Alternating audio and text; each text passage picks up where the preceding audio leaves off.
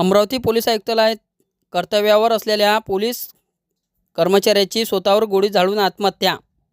अमरावती शहर पोलीस आयुक्तालयाच्या परिसरात गुरुवारी सकाळी एक अत्यंत धक्कादायक घटना उघडकीस आली. पोलीस आयुक्तालयात कार्यरत असलेल्या क्यूआरटी दलातील एका जवानाने स्वतःवर गोळी झाडून जीवनयात्रा संपवली.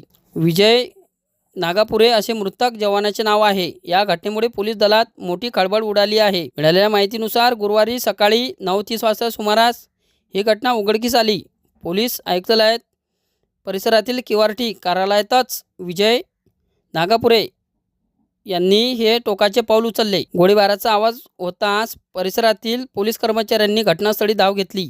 मात्र तोपर्यंत उशीर झाला होता. वरिष्ठ अधिकाऱ्यांची घटनास्थळी धाव.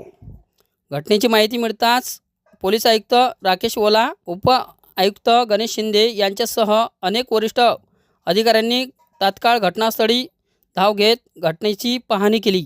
भर दिवसा आणि थेट पोलीस आयुक्तालयाच्या वस्तीत ही घटना घडल्याने सर्वत्र शोककळा पसरली.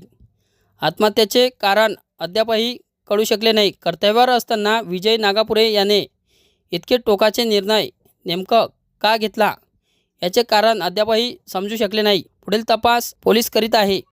आमचा क्यूआरटी पोलीसचा एक जवान विजय दिलीपराव नागापुरे हा आज सकाळी क्यूआरटीच्या त्यांच्या रेस्टिंग रूममध्ये एकटा असताना त्याचा मित्र आकाश दिलीपराव अंबरते हा त्या ठिकाणी आला आणि त्यावेळी त्याला त्याचा मृतावस्थेत देह आढळला आणि त्याच्या बाजूला त्याचं वेपन पडलेले. प्राथमिकदृष्ट्या त्यांनी आत्महत्या केलेली असावी. या कारणांचा शोध म्हणजे काय कारण असेल किंवा काय याबाबतचा पुढील तपास आम्ही करतो. कोणती पिस्टल आहे आणि किती गोळ्या झाली?